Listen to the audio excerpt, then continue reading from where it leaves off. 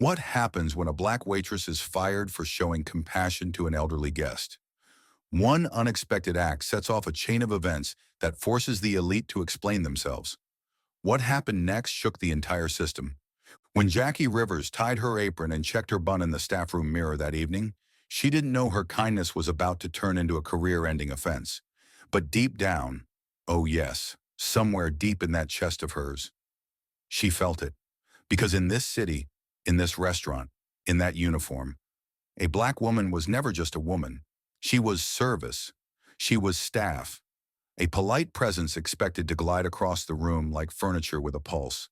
If she dared show a shred of real emotion, empathy, God forbid, she might as well have tossed a lit match onto a pile of fine linen napkins. The Magnolia Room wasn't just a restaurant.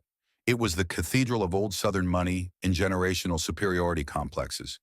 The place smelled like mahogany, dry sherry, and too much inherited confidence. Wealth here wasn't flaunted. It was assumed, quietly, like the expectation that everyone knew their place. Jackie had been working there for 4 years, long enough to know which napkin folds earned better tips and which guests would rather make eye contact with the chandelier than with her. At first they ignored her, which all things considered was a blessing. Then they started to notice. That was when the trouble started, because once a black woman gets seen in a space she was only ever supposed to serve, people start looking for reasons to push her back into invisibility.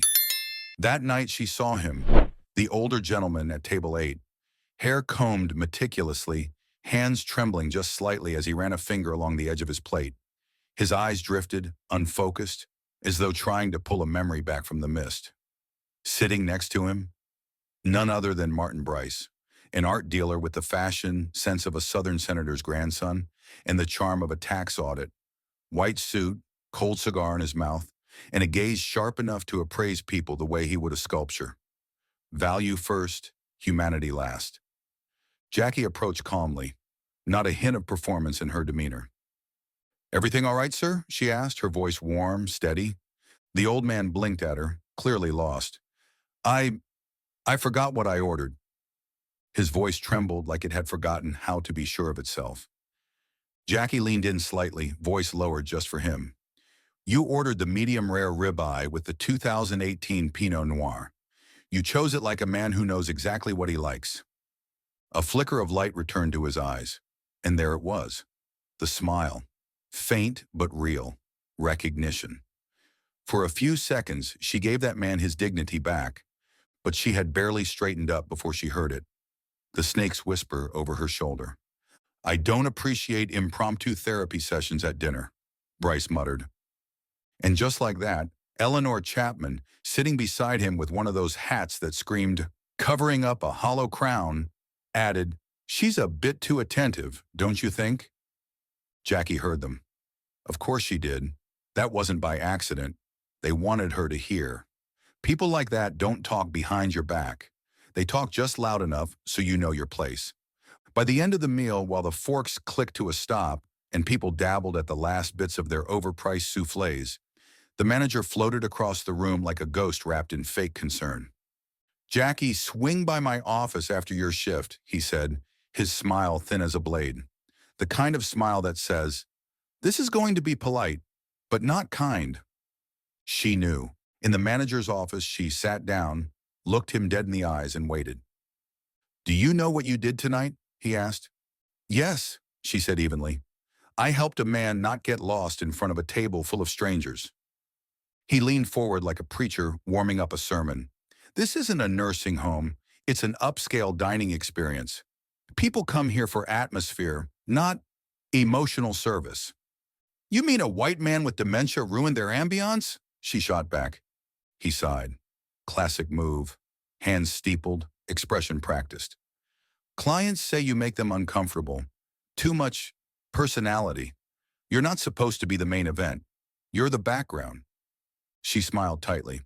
"So, furniture." "That's not what I said." "It's exactly what you said." He looked away, already done. "We're letting you go. I'll take care of the paperwork. Tonight was your last shift." She didn't cry. She didn't beg. She just stared at him like she'd already heard this speech 100 times in 100 different ways. From teachers, from landlords, from strangers who thought kindness was overstepping. Back in the staff room, she packed her things into a small cardboard box. Her apron, 2 pens, a tiny notebook where she'd written down guest wine preferences, a photo of her daughter taped to the back of her locker, bright eyes, future blazing behind them. As she zipped up her coat, one of her coworkers passed behind her, a white waitress who was late more often than she was on time, who flirted with guests and once knocked over an entire bottle of Dom Perignon in front of Bryce himself.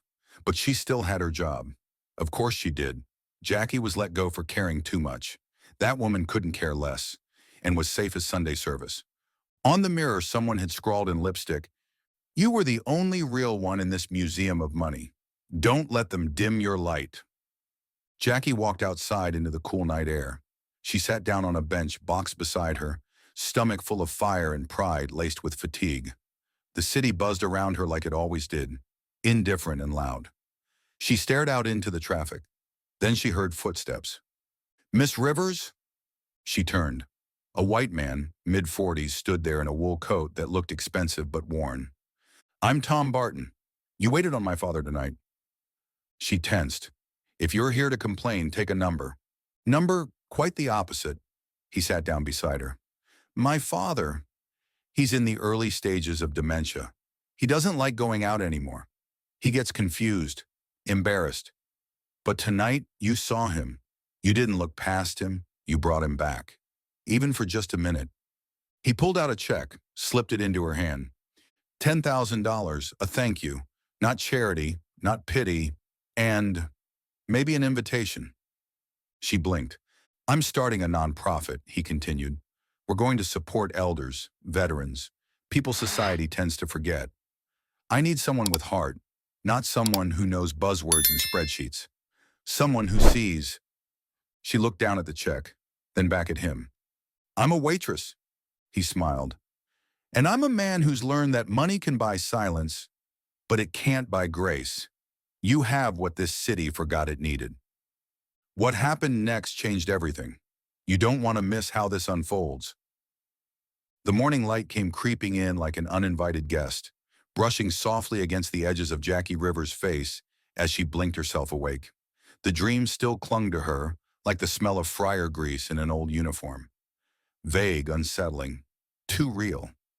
In it, she was back at the Magnolia Room, tray in hand, weaving through tables that stretched endlessly in all directions.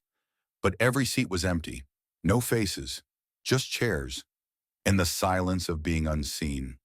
Again. She sat up slowly, letting her bare feet touch the cold floor. In the corner of her bedroom sat a cardboard box. 4 years of work, 4 years of navigating fragile egos and silver spoon tempers, all reduced to one sad little pile.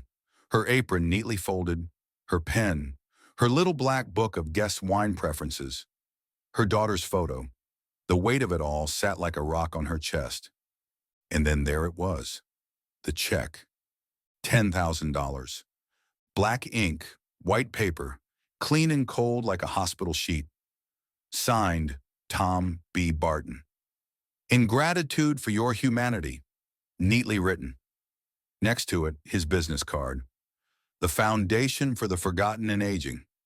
Jackie flipped the card in her fingers like it was a playing card in a poker hand she hadn't meant to join.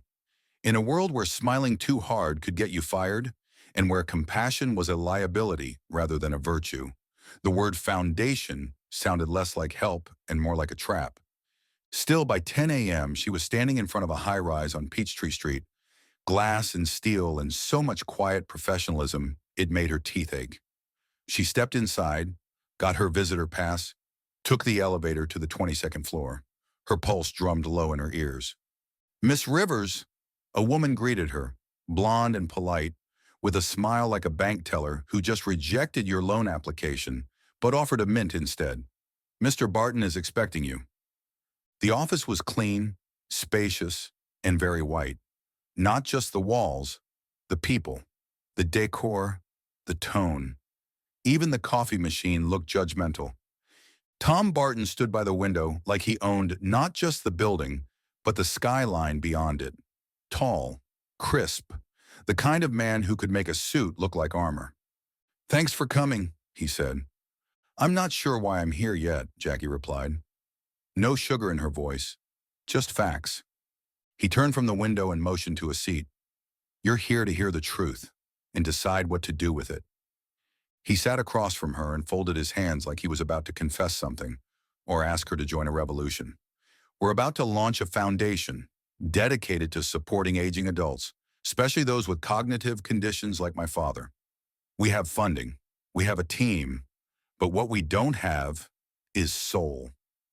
He exhaled. "The night we met, I realized we don't need another strategist who understands the market. We need someone who understands people. You're not a customer experience director. You're someone who creates experiences. You remind people they're still seen." Jackie raised an eyebrow.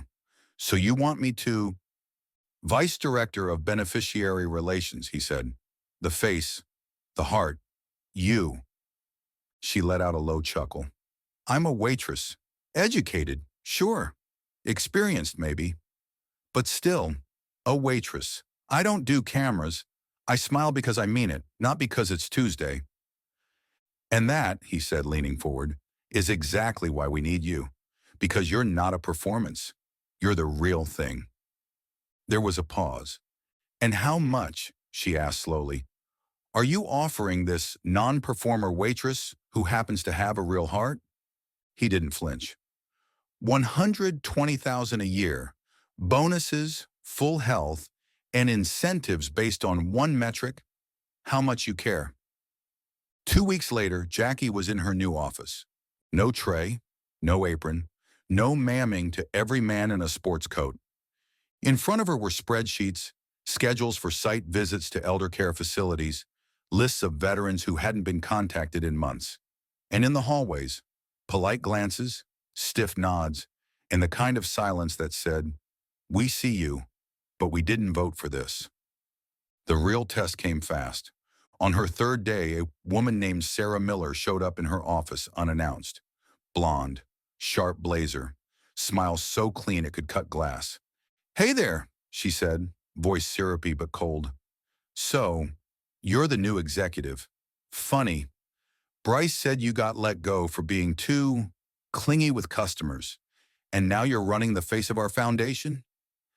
Jackie put her mug down, calm as a winter morning. "Oh, Bryce said that? The same man who never visited his aging mother unless there was press? Tell me, does he do house calls for the elderly now? Or is he just collecting opinions like art pieces?" Sarah blinked, no response, walked away. By sunset, the first complaint had been filed.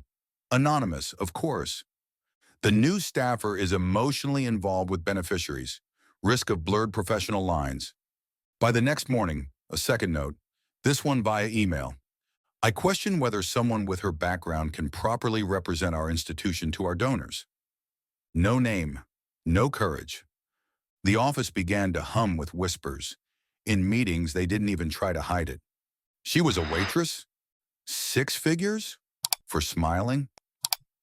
This is not meritocracy. This is optics. The irony was as thick as Georgia humidity. These were the same people who said nothing when she was fired for helping someone remember their own name. But now that she sat in a chair they secretly dreamed about, they suddenly cared about standards. And then came the big one, the board meeting. That polished, padded room where reputations are born and buried. Jackie sat at the far end of the mahogany table. The room was full of faces that looked like they had just enough civility not to call security, but too much pride to clap when someone different walked in the door. Then he stood. Martin Bryce. White suit, perfect hair, that voice like a velvet scalpel. "I just want to raise a concern," he began. "It's troubling to me, and to several stakeholders, that this foundation is represented by someone dismissed from a previous position for what can only be called a customer experience failure." He looked at Jackie like she was a misplaced chair. Tom started to rise. Jackie stopped him with a single hand gesture. She stood up slowly, letting the silence settle. "Mr. Bryce," she said, her voice clear, "I'm glad you're here, truly, Because no one represents the system better than you. The system that built its prestige on other people's labor, that crowns itself in manners but empties every room of empathy. The room froze. You think I'm the mistake? No, sir. I'm the result, the aftermath of your kind of silence. She glanced around the room, calm, unapologetic. I didn't force anything on anyone. I didn't perform. I reminded a man who was disappearing into himself that he was still here. And if that disrupts your carefully crafted ambiance, then maybe disruption is long overdue. Bryce sat down, pale, quiet. 24 hours later, social media exploded. Waitress to director? Black woman fired for being kind now leads white philanthropy giant. Screenshots, interviews, praise, outrage. Haters screamed, supporters cheered. Threats came, so did endorsements. But none of it moved Jackie. Because at the end of the day, the loudest people were the ones most bothered by a truth they'd rather ignore. The woman they once ignored now had a seat and wasn't giving it back. This is the climax. Everything you've waited for. Right here. Stay tuned to see how the heroine turned the table on the system. It started with a letter. A real one. Paper, stamp, envelope. The kind of thing that looked like it had no business surviving the digital age. It lay quietly on Jackie Rivers' desk, buried beneath spreadsheets, site visit plans, and budget outlines. But it demanded attention, like a whisper in a room full of noise. On the corner of the envelope, the sharp seal of a high-end legal firm, the type that's paid more to find loopholes than to seek justice. Inside, a formal request for an ethics review of the foundation's leadership, filed by none other than Martin Bryce, the same man whose entitled mutterings had once triggered her termination. Now, dressed in legalese, his contempt had found a new voice, one that came dressed in procedure. Jackie leaned back in her chair, not angry, not afraid, just heavy. Heavy in the way humidity settles on your skin after a storm. Sticky, suffocating, and impossible to ignore.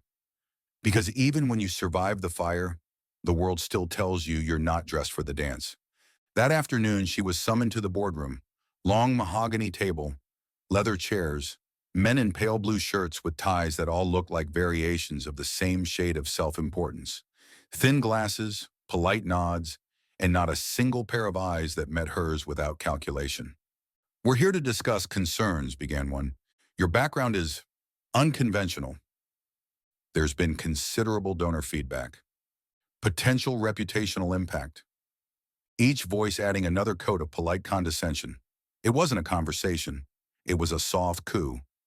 But then Tom Barton stood. He didn't raise his voice. He didn't pace. He simply pulled out a folder and opened it. Here are the metrics, he said.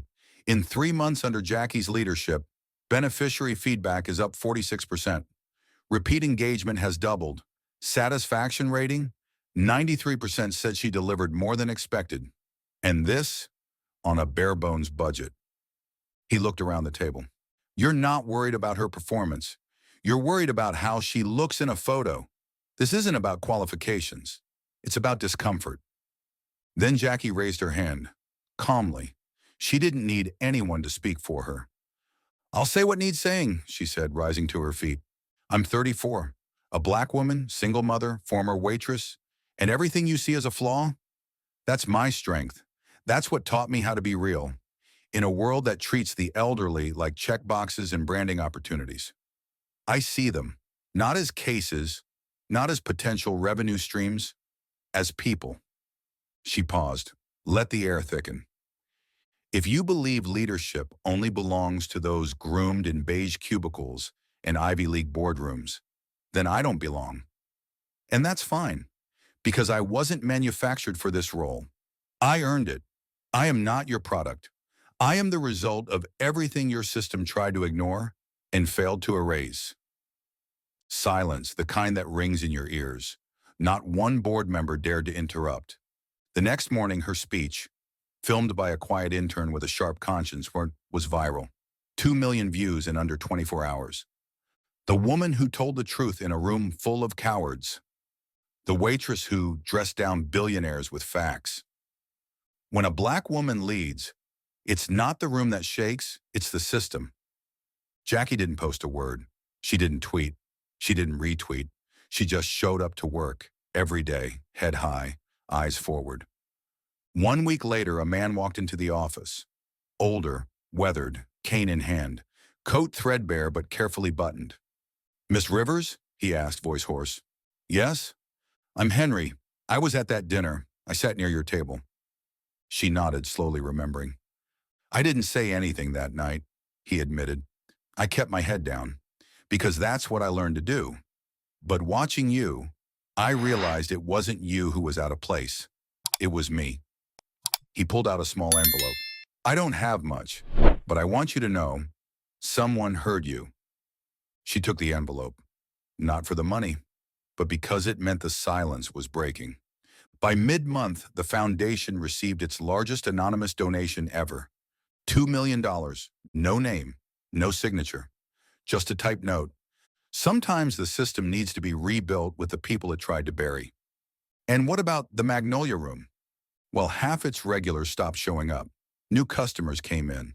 Curious, younger, louder. The restaurant that once sneered at compassion became a case study in damage control. Their manager resigned. Ownership issued a public statement. "We're undergoing diversity retraining because one woman showed us we were behind." On their website, in clean white font on an apologetic gray background, a new message appeared. "We're learning to be better because one waitress grew past us." One evening, Jackie came home. Her daughter Lauren, 10 years old and sharp-eyed, was coloring at the kitchen table. "Mom," she asked, "why did they fire you? And now they act like you're some kind of hero?" Jackie sat beside her, brushing a hand through her curls. "Because, baby, the world likes to break you first, then pretend it always believed in you." Lauren frowned. "Is that fair?"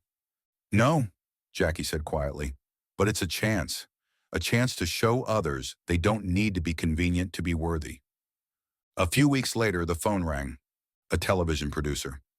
"Miss Rivers, would you be willing to appear on our show? Primetime segment. Your journey's inspiring." Jackie smiled. Just a little. "I didn't change," she said. "You just finally looked in the right direction." The end, not even close. Because when a black woman stands up, it's not just her presence that speaks. It's the tremor in the walls around her. And that's how real change begins.